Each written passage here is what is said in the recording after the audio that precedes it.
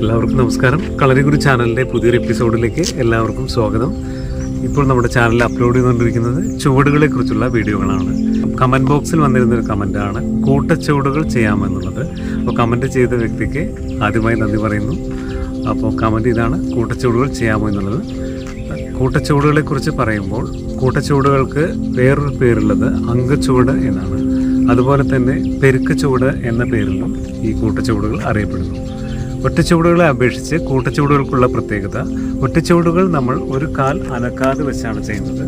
പക്ഷേ കൂട്ടച്ചുവടുകൾ ചെയ്യുമ്പോൾ രണ്ട് കാലുകളും മാറ്റി വയ്ക്കും. നമുക്ക് കൂട്ടച്ചുവടുകളുള്ള വളരെ എളുപ്പത്തിൽ പഠിക്കാവുന്ന ഒരു കൂട്ടച്ചുവട് പഠിക്കാം. കൈകാലുകൾ ചേർത്ത് വയ്ക്കുക. ആദ്യം വലതുകാൽ പുറകിലേക്ക് ഇറക്കി വലത് കൈ കൊണ്ട് ബാക്ക് എൽബോ കൈമുട്ടുകൊണ്ട് പുറകിലേക്കുള്ള ഇടി, ബാക്ക് എൽബോ. അതിനുശേഷം വലതുകാൽ മുന്നിലേക്ക് കയറ്റി വെച്ച് വലത് കൈ കൊണ്ട് ഈ ഭാഗത്തേക്ക് തള്ളുന്നു. തള്ളി ഇടത് കാൽ പുറകിലേക്ക് ഇറക്കി വെച്ച് ഇവിടെ അതിനുശേഷം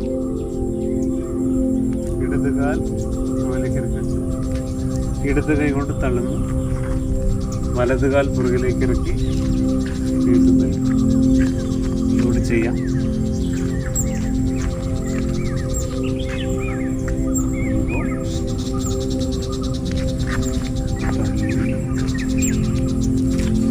തിരിഞ്ഞു കുത്തി, തള്ളി തിരിഞ്ഞ് കുത്തി. ഈ ഭാഗത്തേക്ക് ചെയ്യാം. വലത് കൈ കൊണ്ട് പുറകിലേക്ക് ഇടിച്ച് കൈമുട്ട് കൊണ്ട് ഇടിച്ച് വലത് കാൽ മുന്നിലേക്ക് കയറ്റി വെച്ച് വലത് കൈ കൊണ്ട് തള്ളി ഇടത് കാൽ പുറകിലേക്ക് ഇറക്കി ഇടത് കൈയുടെ മുട്ടുകൊണ്ട് ശക്തിയായി ഇടിക്കുന്നു.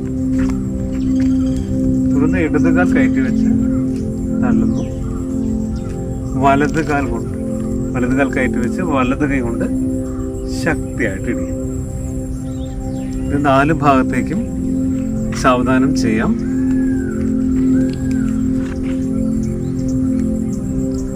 കാൽ പുറകിലേക്ക് ഇറക്കി വെച്ച് ഇടിക്കുന്നു. തള്ളി തിരിഞ്ഞ് കുത്തി ഇടത് കാൽ കയറ്റി വെച്ച് തള്ളി വലത് കാൽ ഇറക്കി കുത്തി.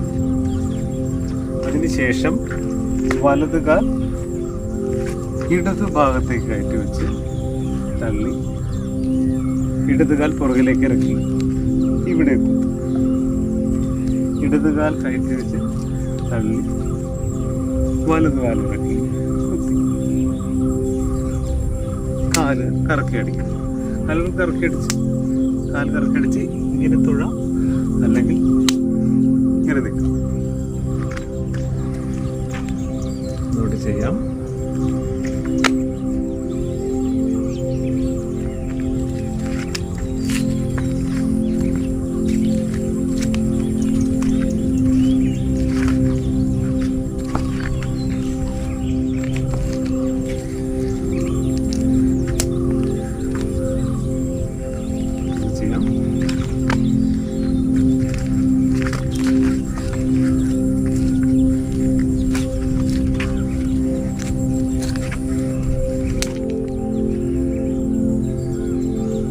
എല്ലാവർക്കും ഈ ചുവട് മനസ്സിലായി എന്ന് വിശ്വസിക്കുന്നു.